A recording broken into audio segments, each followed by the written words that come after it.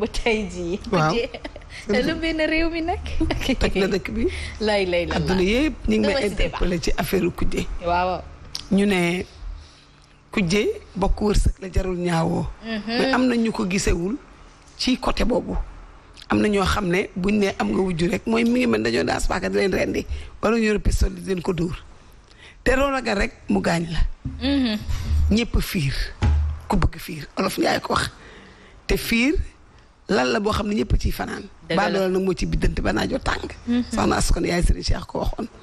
nit dafay am mesure ci lu mu doon ki nga xam ne dafa nekk jëkkër jullit takk la te ñu may ko diine may ko mu takk ba ñeenti jabar attends-toi chaque jour soo yeewoo ko wujju mën naa ñëw de moment à l'autre mais soo ne mënul nekk catégorique figé calé kàkk su ñëwee day métti ci yow. dëgg la de.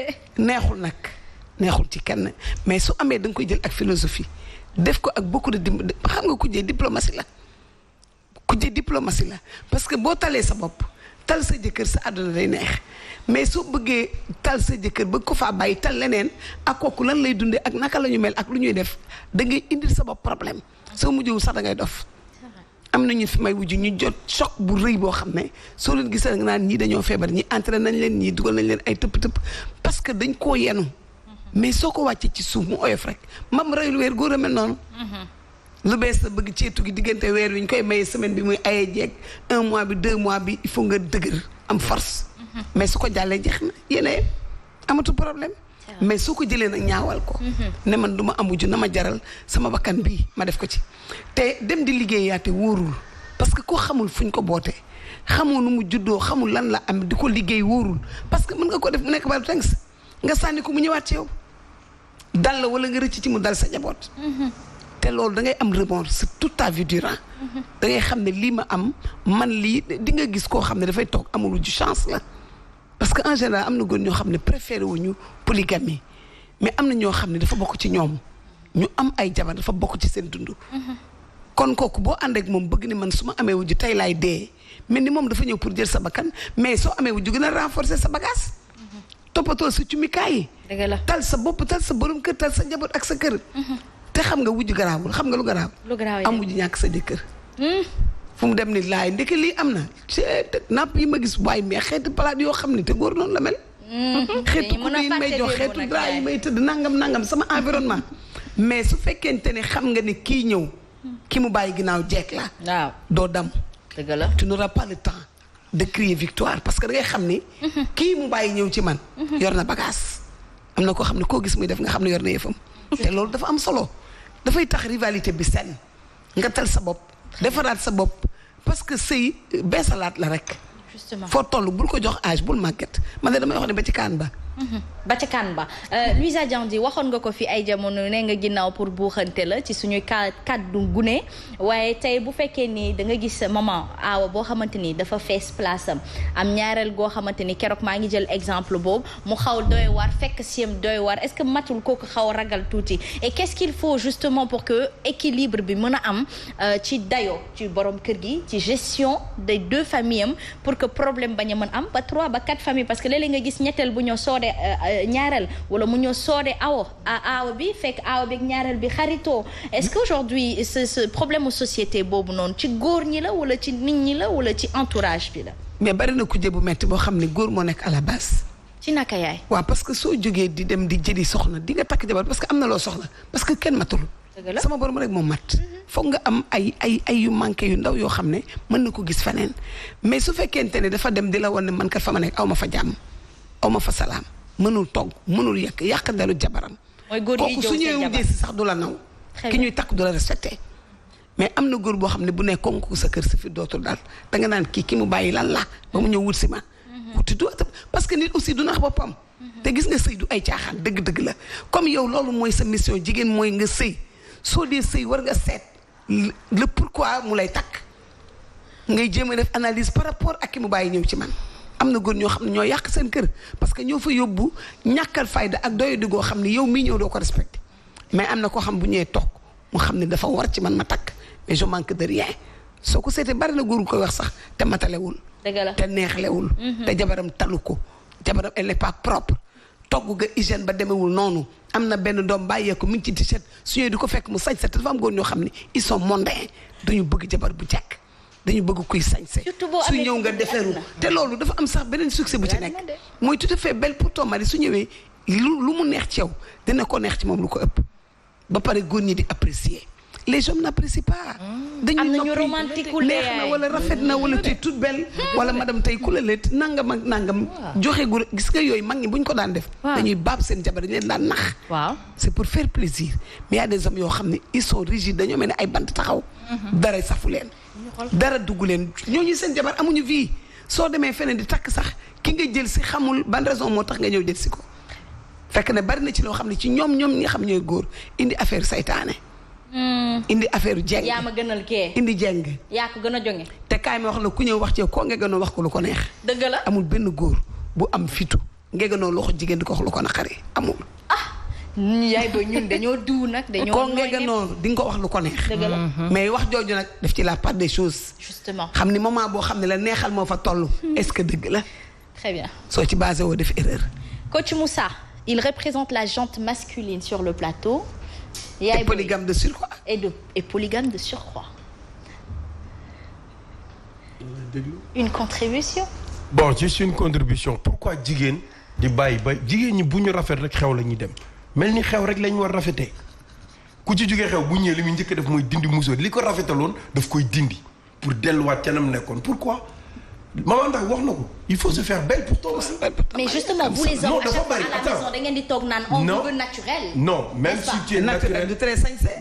exactement correct naturel du la tere correct jigéen ñi ku ci defaru bu génne dafa mel ni defaru bi pour mbedd mi la et c'est pour ton mari. d'accord ñu si ëpp dañuy defaru génn ci mbedd bi ñu rafet bu ñuy dugg si biir gi daal yi dañ koy bokk musóor gi dindi périmité lépp li leen embelliroon du duggaat ci kër gi au nom de quoi.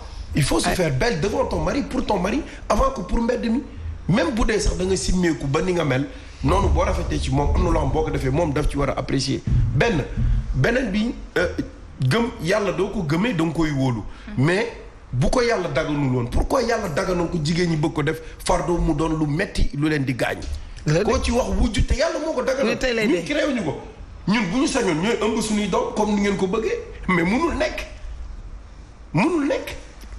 yàlla moo ko daganal ci ñun ku am chance wala ku ko mën a def nga def ko mais bu mu tax yow nga def ko benn arme de guerre te góor gu fi dem si beneen ñàkk fayda mënul weesu dem nekk ak beneen jigéen di xas ki nga njëkkal nekk maman daa wax na ko famille boobu ñoo la waru sax accordel keneen parce que ki nga yàq deram pour ñëw pour kii ba moom war na xam ni ëllëg dina ñëw nga yàq deram moom it. justement est-ce que loolu c'est pas une forme de réveiller l'instinct maternel inné de la femme qui fait que moom tamit maman day dugg ci bëgg la protéger mu daal di jur mbëggeel bu jéggi dayoo boo xamante ni moom voilà day nekk mbëggeel bu possessif moo tax bu fekkee ni wuy si na ci sëy bi noonu du nawloo kem ni ko maman waxee ki nga xamante ni moom la fekk si waaye itam du ko def nawle ba pare du day foog ni borom këram moom moo ko moom mais pour revenir aux jeunes filles sur le plateau justement on parle benn thématique la boo xamante ni concerné na ñëpp Louisa tey jii pour yow problème mu wujjee ak kujjee gi mi ngi jugee fan est-ce que bañ a bo am na ñu naan tubéy bi la certains le disent certains disent c'est le fait de partager l'intimité de son homme avec une autre femme faut le dire si on veut résoudre un problème on le dit n'est-ce pas certains disent que c'est ça Maman Ndak d'autres disent que c'est justement juste histoire de l'amour li ñu jot a dund li ñu jot a jaar li kee jot a muñ est-ce que da ngay muñ pour bañ a am wujju suba je ne sais pas Louisa Diandi. Bon après c'est relatif hein c'est relatif dans le sens où boo demee vraiment ba di dem mairie di signer polygamie il faut t'attendre à ce qu'un jour ñu indi la wujj après nag nous on est naturellement jalouse parce que soit dañu jalousie extrême possessive et tout mais après ki nga xamante ne mooy ñëw di xas jabaram sa kanam franchement kooku jarul wóolu mais à quel prix c'est-à-dire que nit ñi fa la ñuy wutee à quel prix te tamit peut-être c'est pour réveiller l'instinct en fait parce que jigéen moom égal defante loolu dafa nekk ci ñun donc c'est peut-être pour réveiller loolu mais ku góor kooku jara moytu la parce que boo duggee kooku vraiment boo duggee doo sëy da ngay ñëw pour defante wala pour teggi ka fa nekk te tamit des fois nga gis aawa yoo xamante ne macha allah tous les jour dañuy def lu ne pour seen jëkkër mais l'homme est naturellement infidèle du benn doyu ko ñaar doyu ko si c'est vrai instinct bi si c'est vrai même bu dee benn yoon nga koy def sa année sa dund di nga truc di nga dem tu vas aller tu vas aller à côté wala sa bët dina tegu ci keneen peut-être da ngay dem ba ci biir nga dellu ginnaaw mais noonu lañu leen moo ñaalee léegi nag après nag seen wax la baal ma ci dog bi mais seen wax la mais yàlla am na ñu mu dimbali tracé leen yàlla moo leen yaral boppam yàlla moo leen defaral boppam y a des exceptions règle boo gis am na ay exceptions nit ki am na nooy mel ak noo foo mënti toll di nga des ak sa xel lu la neex jàpp loo nekk outside foo toll mooy li ma la wax góor yàlla du wéeru te góor yàlla lu neex da ngay dem ba ci biir nga reculer non parce que tentation yi moo tax mais xam nga coach fi muy waxee mooy dëgg fu mu la fekk na la fa bàyyi fi muy waxee mooy exception mooy ñi néew il faut parler en règle générale ñi ëpp 80% ci loolu la ñuy nekk du ñëpp parce que bu ñëpp yemoon am ñu gedd seen cër. te muy dëgg. am na ñoo xamante ne nu mu amee ci jigéen nga ne jigéen bu baax amatul te ba léegi am na ñoo xam ne boo demee fekk leen ñu toog mel nañu war a mel mais ñi bon ñoo ëpp. te kii tax ngay wax mooy ñi nga xam ne ñu ngi sàmm seen bopp mel ni ñu war a mel. mais góor bi nga xam ne deful li ko war wala bu demee di yàq taxul ñuy wax. mais ku jee lu jar a waxtaane la soo ko oyofalee rek mu oyof. maman am na ñoo xamante ni nee nañu seen jëkkër ñooy témoigner nee nañu bi ñu leen di takkee dañ leen di wax ni man tuutaaramay am ñaareel parce que par exemple nitu cosaan laa te gis naa sama maam wala sama baay takk ba ñaar ba ñett man mi opté naa pour ñaar ñett. tey mu takk ñaareel ñëw ne la kat man takk naa keneen waaye du wut ne dafa am loo manqué wala loo defut. def nga lépp li la war man maa gis keneen bëgg loolu te sopp loolu bëgg ko dund kooku ki nga xamante ni il s'est livré à toi de sorte dès le début au milieu ba fin mu dem defi yow nga ne déet doomu jàmbur boobu du fi dàggu la ñuy wax elle ne va pas justement jouir de son ménage ici nga dugg ci maama ni mais xam nga loolu ñàkk gëm yàlla la parce que sama borom boo ko gëmee ba pare danga ko wóolu teg ci gis nga ku ñu xupp nga ragal gëmoo sama borom yàllaa fi ne am na loo xam ne soo mënoon pouvoir dëgg du ñëw te kenn sëy toog ngir duma am wujju soo ko defee en général soo amee wujju échec wala nga tas dem te saa yoo dawee ngir sa nawle su la séenee bokkat rek la lay woowee ragal la mais da ngay toog xaar ko fa dër lan mooy problème bi su mettee da nga koy muñ soo dee jooy nga dugg sa néeg yow rek parce que nit naqar xaju ci nit il faut que tu te livres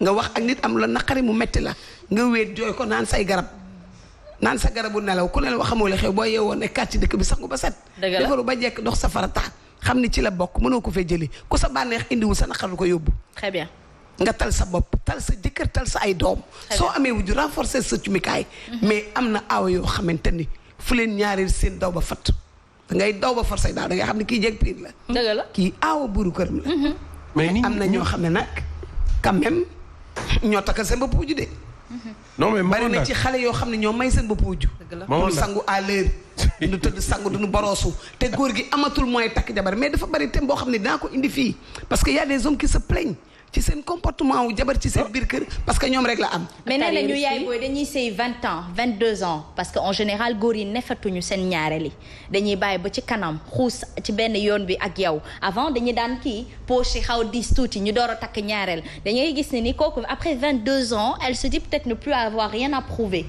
est-ce que elle doit se résilier à ça. Il y a des femmes aussi carriéristes yoo xamante ne seen carrière rek la ñuy xalaat ba moo tax xam naa takkal ñaareel bi des fois di yéex aussi. da ngay dem ba benn foo toll da ngay xool sa carrière xool li ngay liggéeyatu. fàtte aussi que tu as benn ménage à gérer wala boole ci nag réew. nag jigéen ñoo xam bu ñu la ëppee xaalis. dañ la koy wax waaw. bu la yoree rek boo waxee benn ñu ne la fukk. te loolu mi ngi dépendre ci jigéen bi nga xam ne yaruñu ko mu am éducation de base bu dëgër gis nga baadoo la mënul dara baadoo la su amee nga xam ko.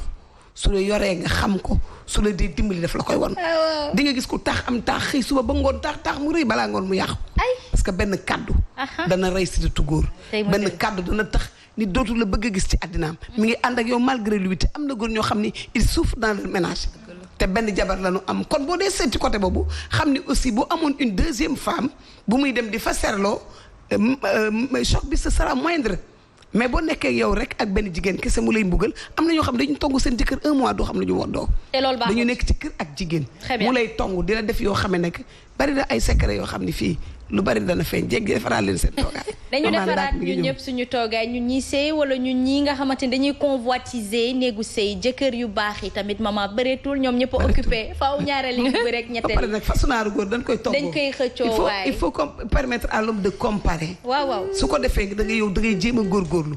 c'est l'effort permanent le mariage. très bien effort permanent la durant toute ta vie tant que yaa ngi